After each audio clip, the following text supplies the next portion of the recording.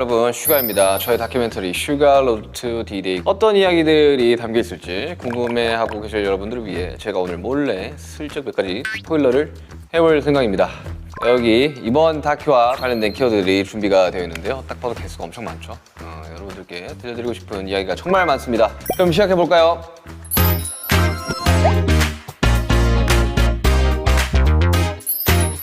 네, 이것부터 이야기를 한번 볼까요? 다큐멘터리의 시작. 사실은 저희 A&R 직원분이 프로듀서 다큐를 만들면 어떨까라는 이야기를 하셨거든요. 왜냐면 제가 그 외부 작업을 한창 하고 있을 때고 그 주스월드라는 친구 거 이제 피처링 작업을 하고 있을 때였는데 대외적으로 다른 뮤지션들이 바라보는 슈가의 음악들과 이런 것들은 어떨까로 처음에 제작을 그분이 좀 해보고 싶다고 하셔가지고 뭐 하시라, 뭐 내가 출연을 막 그렇게 많이 하는 것도 아니고 하시고 싶으면 하시라고 했는데 그 생각을 딱 한 시점이 딱 고맘때쯤이었는데 일단은 좀 기록을 좀 해놓자 혹시 모르니까 해서 막 하다 보니까 저희는 알고 있었죠. 2월 13일 날 저희가 잠깐 쉬어간다라는 발표를 하기 전에 이미 저희는 다 정해져 있었고 일정들이 그러면 이제 각자 개인 앨범들을 준비를 하기 시작을 하고 이런 상황에서 그러면 그냥 앨범 다큐를 해보는 게 어떻겠냐라고 제가 역으로 제안을 했죠. 그러면서 이제 다큐멘터리가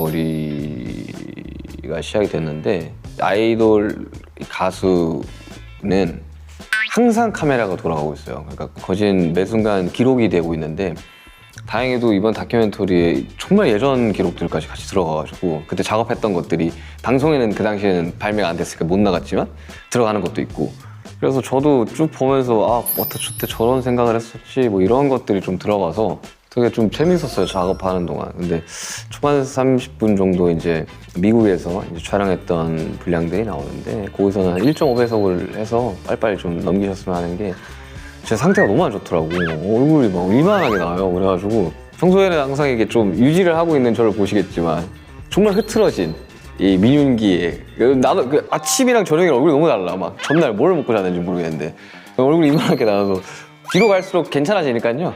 초반에만 좀 잘 버텨주시면 네, 좋을 것 같습니다. 네, 그냥 뭔가 사실 여행 그렇게 많은 나라들을 갔지만 여행이라고 할 만한 것들을 못 해봐가지고 한번 해보자. 근데 되게 재밌었어요. 나름 뭐 여러 가지 생각도 하고 사실 막 뭔가 굉장한 많은 작업을 하고 오지는 못했는데 앨범에 그래도 한 2곡 정도는 들어갈 것들을 작업을 해서 왔고 3년 전? 네, 영상이 들어가 있어요. 그리고 그건 이미 방영이 된 프로그램인데 그때 당시로 이제 막 제가 멤버한테 들려주고 했던 게 기록이 되어 있더라고요. 그래서 그거가 들어가서 되게 반가웠습니다. 평창 있네요. 평창에 대해서 이야기를 좀 해보자면 이것도 평창에서 송캠프를 했었죠. 제가 이제 저 밑으로 소속되어 있는 팀은 아닌데 대부분의 곡을 같이 쓰는 이제 장희정이라는 친구가 이제 팀이 있어요. 본인들이 이제 동생들을 데리고 있는 팀이 있는데 그 작곡가 친구들이랑 이제 송캠프 그때 당시 뭐 앨범 작업을 하고 있는데 제게 좀 잘 안 나오고 있던 시점이라서 뭐 제 앨범을 작업하려고 송캠프를 한 건 아니었고 그냥 평소에 그렇게 작업하는 경우가 많아서 이걸 한번 찍어보는 게 어떻겠냐라는 의견을 제가 줬죠, 회사에. 그래서 저희 평창에서 저희 멤버들끼리 이제 같이 지내는 인더스피라는 프로그램을 촬영했던 곳에 다시 가서 작업가들이랑 한 2박 3일 바짝 이제 송캠프를 하고 왔죠. 그래서 굉장히 많은 곡이 나왔습니다, 그때 당시에. 한 2박 3일 그냥 밥 먹고 곡만 쓰면 20곡이 넘게 나오거든요. 그때 한 20곡 넘게 써서 왔는데 아직 뭐 발매된 게 하나도 없어가지고 일단은 그것도 묵혀두고 있는데 이때 기록된 게 또 다음 다큐멘터리에 나올 수도 있어요. 그러니까 일단은 막 다 찍어놨는데 곡 작업 많이 해고 왔다. 사람들이 많이 궁금해하더라고요, 곡 작업 어떻게 하는지. 근데 되게 저는 좀 놀듯이 이렇게 막 술도 마시면서 작업을 하는 편이라 그게 좀 담겨 있어서 네 재밌었어요, 촬영은. 저 포함해서 한 8명 있었나? 뭐 중간에 왔다가 놀다가 간 이제 뭐 댄서 동생이나 뭐 작곡가 동생도 있었고 보통 이제 한 3인으로 한 조를 만들어요. 원래 작곡가 더 많아야 돼요. 한 30명 정도 있으면 탑라인을 쓰는 친구 1명, 비트 만드는 친구 1명, 악기 다룰 수 있는 친구 1명 이렇게 3명을 대부분 조를 짜가지고 방에 다 밀어넣습니다. 밥 시간 제외하고 곡만 써야 돼요. 근데 저는 워낙 그런 생활을 오래 했었어가지고 저희 회사 작업 방식이 약간 항상 매일 송캠프가 진행되는 방식이라 이걸 안 해본 친구들은 좀 어려워가지고 그게 안 나왔을 때나 근데 뭐 저는 자유롭게 하라고 하는 편이라 뭐 안 나오면 PC방 갔다 와도 되고 뭐 술 더 먹어도 되고 축구를 하든 농구를 하든 생각할 때마다 해라 이런 식인데 뭐 제가 메인 방에서 잡고 있으니까 아무도 안 놀더라고. 불편할 수 있었겠지. 근데 그렇게 해서 작업해서 그 나오면 이제 저랑 장희정이라는 친구가 메인으로 이제 잡고 있으니까 보내서 이제 우린 수정하고 이럴 때는 이런 식으로 가는 게 맞다. 그 탑라인 쓰고 저도 이제 편집하고 이런 식으로 곡이 나오면 또 다음 곡 해서 뭐 실질적으로 이걸 뭐 발매할 수 있는 곡들은 한번 4-5곡 정도 나오는 것 같고요. 일단 전체적으로 작업을 했을 때는 20곡 정도 이상 나왔었어요 그때. 네, 다음 큐는 고민입니다. 이번 다큐는 특히나 저희 고민들이 많이 담겨 있었는데요. 뭐 다큐멘터리 중간에도 말을 하긴 하는데 사실 어떠한 이야기를 해야 될까로 고민을 많이 했었어요. 제가 D1, D2 그리고 방탄소년단 앨범 전체 거진 다 참여를 했다고 생각을 하는데 하고 싶은 이야기가 없어졌어요. 할 이야기를 다 했다고 표현하는 게 더 맞을 수도 있는데 내가 쓸 수 있는 카드가 얼마 남지 않았구나라는 고민을 굉장히 많이 했었고 외부 아티스트들과 콜라보를 할 때는 오히려 되게 심플합니다. 근데 어거스트 D 음악은 특히 제 음악은 제 이야기를 해야 하다 보니까 이미 과거에 내가 어땠던지는 진짜 입이 닳도록 이야기를 해가지고 더 이상 할 이야기가 거의 없다시피 했었고 그리고 30에 접어들면서 했던 고민들은 사실 거의 해결이 됐어요. 해소가 됐고 그래서 어떤 이야기를 해야 될까를 굉장히 많이 고민을 하다가 그 안에서도 이제 답을 좀 찾아냈어요. 그리고 다큐멘터리 모든 게 다 기록이 되어 있지 않아서 저 또한 이런 것들은 좀 영상으로 기록이 돼 있어서 참 좋았을 텐데 라는 장면들이 있는데 그런 것들이 없어가지고 좀 아쉬움도 좀 있고요. 그리고 결과론적으로는 중간에 한번 앨범을 만들다가 못하겠다고 이제 잠깐 그만둔 적이 있는데 뭐 그런 장면들은 안 들어갔죠. 이제 그때 했던 고민들이 좀 음악으로 많이 담겨 있고 그런 것들 많이 좀 소화를 했던 것 같습니다. 모든 사람이 고민을 하죠. 뭐 생활비가 없어서 고생하던 그때의 민혁이도 고민을 했고 지금 남부럽지 않은 성공을 한 저도 지금 고민을 하고 있는데 10대, 20대, 30대들에게 굉장히 가혹한 세상인 것 같아요. 특히 어린 젊은 청춘들한테 너무 가혹한 세상에서 살고 있다고 생각이 되는데 저는 제가 이러한 고민을 했으니 여러분들 뭐 힘을 내세요라는 좀 어설픈 위로는 하고 싶지 않고요. 여러분들이 하고 있는 고민들이 먼 훗날 큰 자양분이 되어서 저도 돌이켜보면 그때 왜 그런 고민을 했었지 할 정도로 되게 가볍게 넘어가는 고민들도 좀 많단 말이죠. 그래서 저도 고민하고 여러분들도 고민하고 있어요. 고민은 필연적인, 건강하지 않은 고민은 하지 마시고 건강하게 고민을 하면서 살아가 봅시다. 고민이었습니다. 이번 키워드는 새로움 여기 있네요. 이번 다큐의 새로운 점이 라이브 클립이죠.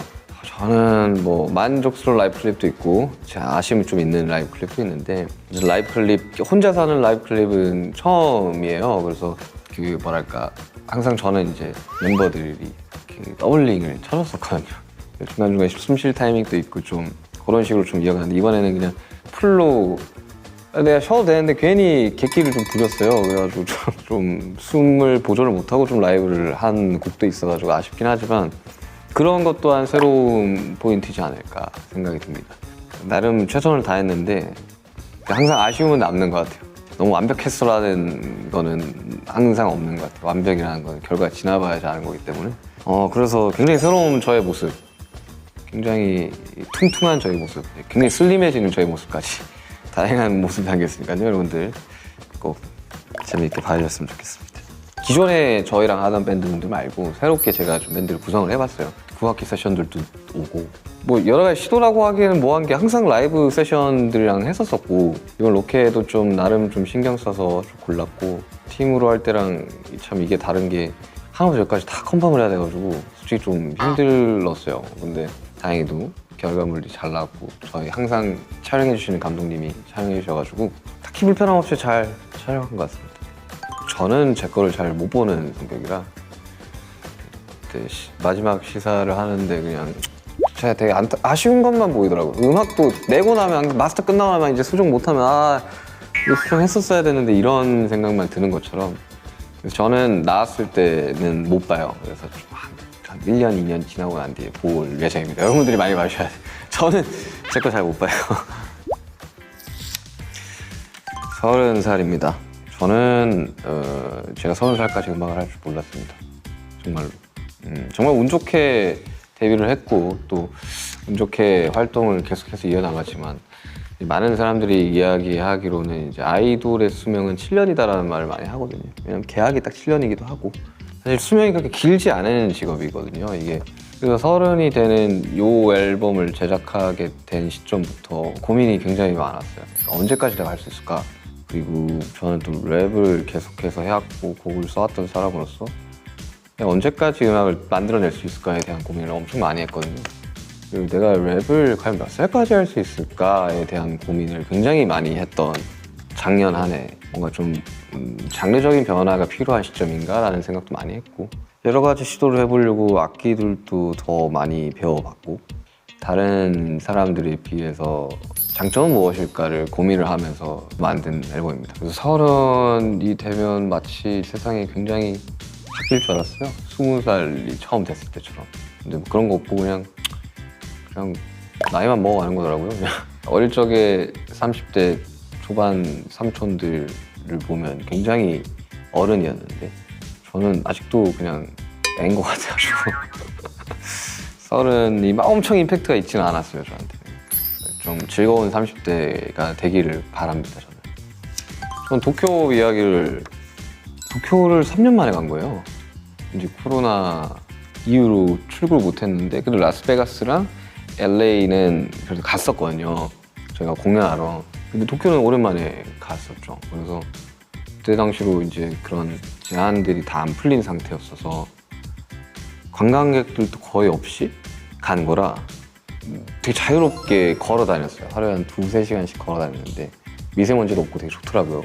근데 오랜만에 걸으니까 되게 좋았고 또 뭐 트랙리스트가 공개됐으면 아시겠지만 사카모토 리이치 선생님 만나가지고 제가 어릴 적부터 되게 좋아했던 미션을 만나서 대화도 하고 실제로 그로 인해서 제가 한 곡에 이제 건반에 연주를 해주셨어요. 그래서 도쿄가 기억이 좀 많이 남네요. 저는. 그래서 사카모토 리이치 선생님 또 원래는 대중음악을 하시다가 영화음악으로 넘어오신 케이스라 저도 뭐 그런 형태로 나이가 들지 않을까. 점점 이제 대중음악도 대중음악 하지만 이제 인스트루멘탈 음악들도 굉장히 많이 작업을 하기 때문에 조언도 많이 얻고 왔고요. 기억이 많이 남습니다. 네, D-Day. 아무래도 D-Day 관련된 다큐다 보니 D-Day를 골랐는데 사람들이 왜 D-Day냐라고 하는데 이렇게 보면 약간의 마침표 같은 느낌일 수도 있겠다라는 뭐 공언을 하는 건 아니지만 그럼 이제 어거스트로 또 앨범 못 낼 것 같아서 그런 건 아니다만 제가 원래 예상했던 그런 메시지의 거의 마무리 3부작의 마무리이기 때문에 D-Day로 골랐고요. D2였기 때문에 그때도 제가 뭐 사실 믹스테이프는 뭐 프로모션이랄 게 딱히 없어가지고 기습 발매를 했었거든요. D7부터 당연히 사람들이 D-Day 날 공개가 될 거라고 생각해서 중간에 D2 때 그냥 내버렸단 말이죠. 정말 과감한 그런 상업 앨범이 아니니까 가능했던 프로모션인데 그래서 사람들이 D3를 생각을 하실 것 같아서 D-Day로 갔습니다.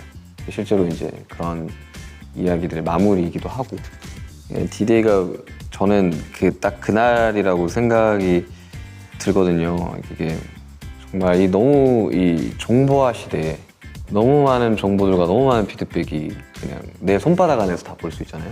그러다 보니까 그 무엇보다 자유로운 시대에 오히려 족쇄를 차고 살아간다고 사람들이 그렇게 생각을 하는데 저는 그런 것들로부터의 해방의 날이라고 생각을 해서 D-Day라고 생각했습니다. 너무 많은 눈치를 보고 살고 너무 많은 사람들의 의견을 듣다 보니 내 상상과 내 생각은 묵살된 채로 어느 인터넷의 여론이 곧 세상의 여론인 것 마냥 많은 사람들이 좀 두려움에 떨면서 살아가는 것 같은데 그런 것들로부터 좀 자유로워지자를 좀 많이 담고 있어요.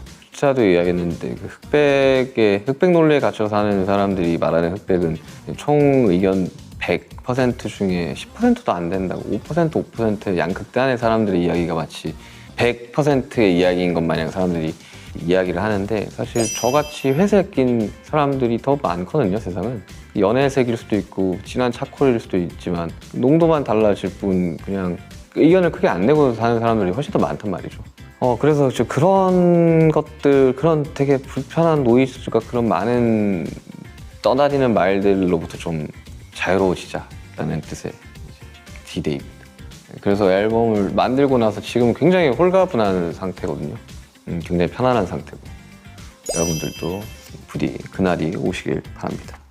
그냥 제 일상을 좀 많이 담았어요. 사실 이렇게 음악을 작업을 한다든지 그리고 작업 과정이 나가는 적은 별로 없거든요. 저희 팀 다큐 안에서는 막 호텔에서 작업하고 이런 것들이 간간히 나가긴 했는데 이렇게 나간 거는 없었어가지고 뭔가 팀 다큐는 좀 예쁜 모습만 좀 골라서 내주셔가지고 너무 감사했죠. 근데 사실 그 이면에 괴로워하는 제 모습은 거진 나간 적이 없거든요.